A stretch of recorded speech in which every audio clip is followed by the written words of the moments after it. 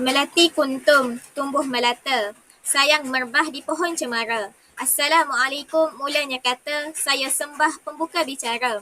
Bismillahirrahmanirrahim. Alhamdulillahirrabbilalamin. Wassalatu wassalam ala asyrafil anbiya'i wal mursalin wa ala alihi wa sahbihi ajma'in. Assalamualaikum warahmatullahi wabarakatuh. Salam sejahtera dan salam satu Malaysia kepada warga muka buku. Doa saya kepada kita semua, semoga berada dalam sihat sejahtera dan dihindari daripada sebarang penyakit. Mudah-mudahan kita semua dilimpahi rahmat dan kesihatan daripada Allah, sentiasa berada di bawah lindungannya dan kasih sayangnya. Ahli panel dan sidang penonton yang dihormati Allah sekalian.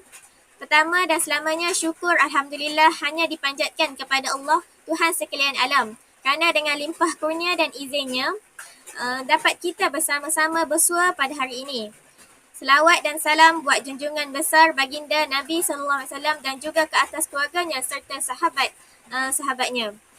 Suka saya kongsikan dalam surah Al-Qasas ayat 77 yang bermaksud, dan janganlah engkau melakukan kerosakan di muka bumi, sesungguhnya Allah SWT tidak suka kepada orang yang berbuat kerosakan. Hadirin yang dihormati sekalian, sebelum saya memperkenalkan ahli-ahli panel pada hari ini, izinkan saya untuk memperkenalkan diri saya, iaitu saya Nur Najih Amirah binti Muhammad Zim, selaku moderator anda pada hari ini. Untuk makluman, forum kita pada hari ini ialah mengenai jenayah khianat harta awam. Tanpa melengahkan masa lagi, izinkan saya untuk memperkenalkan dua orang ahli panel yang akan mengupas tajuk forum kita dengan lebih mendalam. Panel yang pertama ialah Saudari Bashirah Muhammad Ghani dan panel yang kedua ialah Saudari Zaharah binti Mamat. Selamat datang dan terima kasih saya ucapkan kerana sudi meluangkan masa untuk berforum pada hari ini. Baiklah, tanpa melengahkan masa, kita akan terus pada soalan pertama kepada panel yang pertama. Adakah saudari sudah bersedia? InsyaAllah saya sudah bersedia. Baiklah, soalannya berbunyi, apakah faktor yang dimaksudkan dengan jenayah khianat harta awam dan faktor yang menyebabkan berlakunya jenayah ini? Okey, terima kasih kepada moderator di atas soalan yang diajukan. Antara maksud khianat ialah perbuatan yang salah terhadap harta milik awam. Dan perbuatan khianat harta awam ni ada banyak jenis, antaranya vandalism. Contoh vandalism ni, si A simbah cat ataupun menconteng dinding, maka itu juga dikira sebagai khianat harta awam. Dan untuk menjawab soalan moderator tadi, berkaitan faktor berlakunya jenayah ini, saya rasa ia atas kehendak ataupun keinginan individu tersebutlah pesalah tersebut. Dan juga faktor lain juga ialah tahap kesedaran pesalah tu ataupun penjerayah tu terhadap civic civiknya sendiri. Seperti yang berlaku lah, dia macam tak ada kesedaran terhadap berkaitan dengan jenayah yang dia buat tu. Kita kat ini saja. Wallahualam. Terima kasih atas jawapan saudari sebentar tadi. Seterusnya, saya ingin mengajukan soalan kepada panel kedua. Adakah anda sudah bersedia?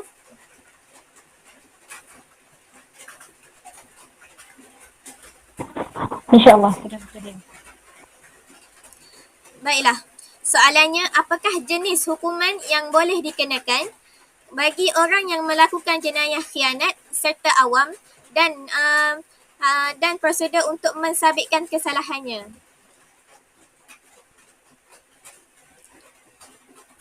Terima kasih kepada saudari moderator. Khianat harta awam ini termasuk perbuatan jenayah. Kalau di Malaysia ini kita guna kanun keseksaan. Secara spesifiknya untuk jenayah khianat harta awam dan hukuman untuk jenayah khianat harta awam ini dari Seksyen 425 hingga Seksyen 440. Seksyen ini ialah untuk khianat sahaja dan hukuman bagi setiap seksyen ini adalah berbeza. Kalau prosedur pula, ia kena ada tindakan dari orang yang mengkhianati sesuatu harta benda, kemudian polis siasat, dan jika benar dia bersalah, pihak mahkamah boleh menjatuhkan hukuman ke atasnya. Terima kasih atas pencerahan. Saya berbalik kepada panel yang pertama untuk soalan yang seterusnya. Apakah peruntukan undang-undang kesalahan merosakkan harta awam? Okey, berdasarkan soalan yang diajukan oleh moderator, bermulanya Seksyen 425 hingga Seksyen 440 adalah Seksyen bagi khianat.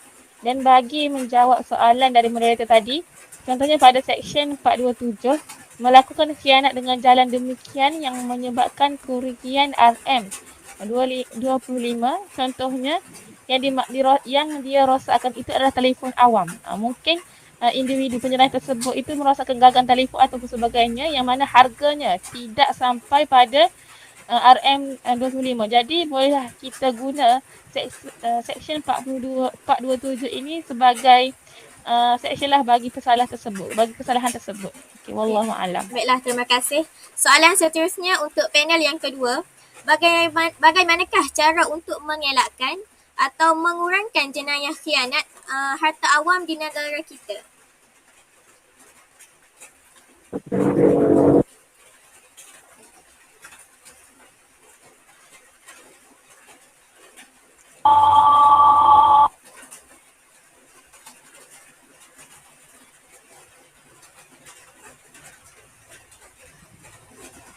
Okey, caranya ialah dengan memberi kesedaran terhadap masyarakat. Contohnya membuat kempen kesedaran kepada pelajar-pelajar sekolah kerana kebanyakan khianat harta awam terdiri daripada pelajar seperti vandalism.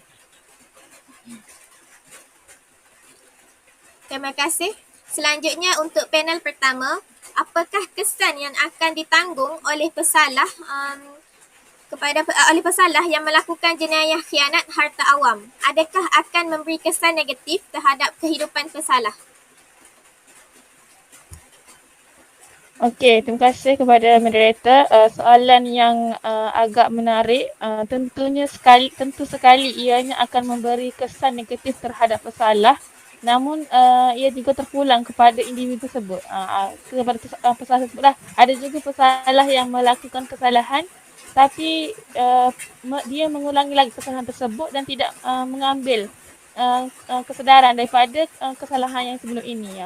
Kesannya juga apabila beliau melakukan kesalahan tersebut, ia akan ditentukan oleh polis. Polis yang akan memilih sama ada dia ni dikenakan atas seksyen mana-mana sebabkan berulangnya kejadian yang sama. Sama ada beliau ni dikenakan penjara ataupun hanya denda.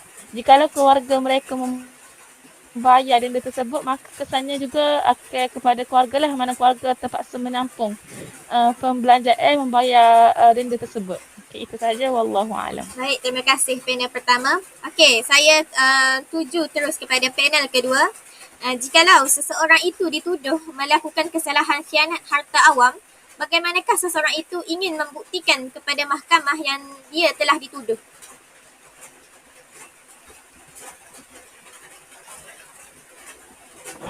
Okey, baik.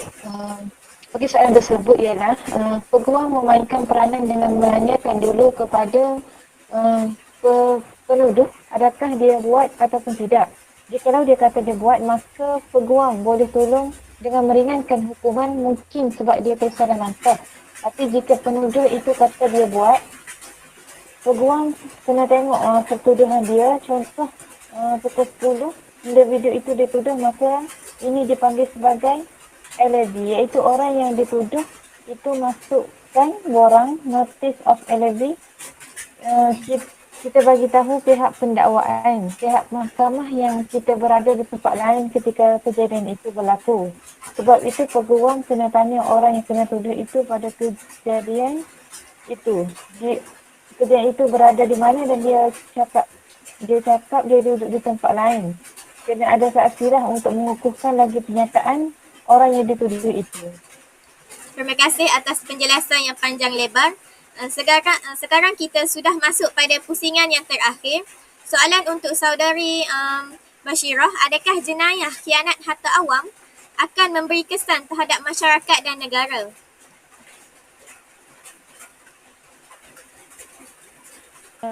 Pada pendapat saya, jenayah khianat ni adalah jenayah khianat harta awam memang akan memberi kesan yang buruklah terhadap masyarakat dan juga negara. Ia juga akan memberikan kerugian kepada negara dan memberikan gambaran buruk terhadap imej negara kita kepada mata masyarakat dunia dan juga rakyat Malaysia itu sendirilah. Ia juga akan memberikan kesan kepada pesalah dan juga ahli keluarga pesalah. Penjenayah tersebutlah yang melakukan kesalahan merosakkan harta awam tu.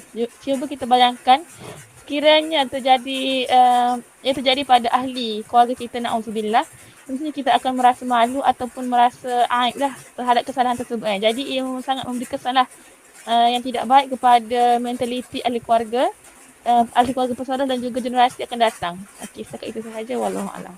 Terima kasih. Seterusnya untuk saudari Zahara. Adakah relevan untuk memberi kesan mengenai jenayah khianat harta ini kepada masyarakat umum?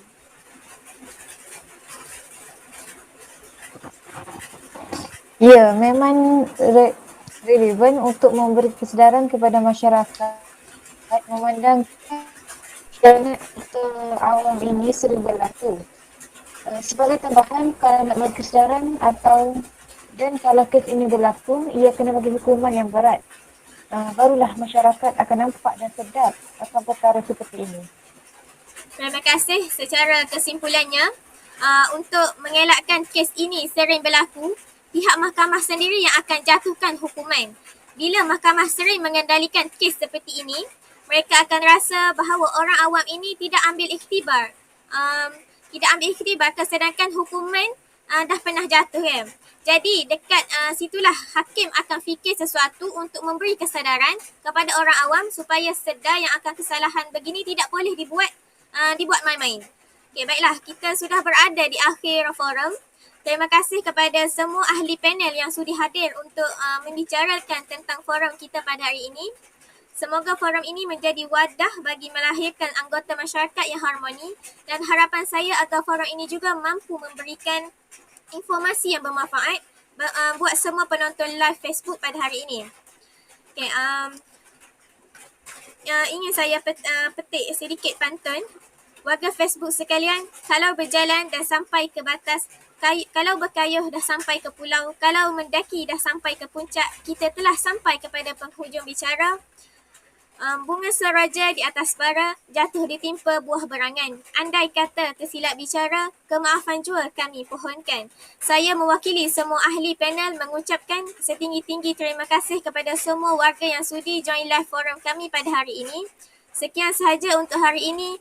Terkasar bahasa, tersilap bicara, mohon dimaafkan. Sesungguhnya yang baik itu datangnya daripada Allah yang maha sempurna dan yang kurang baik itu datangnya daripada kelemahan diri kami sendiri. Saya mohon mengakhiri bicara forum hari ini. Selanjutnya mohon mengundur diri.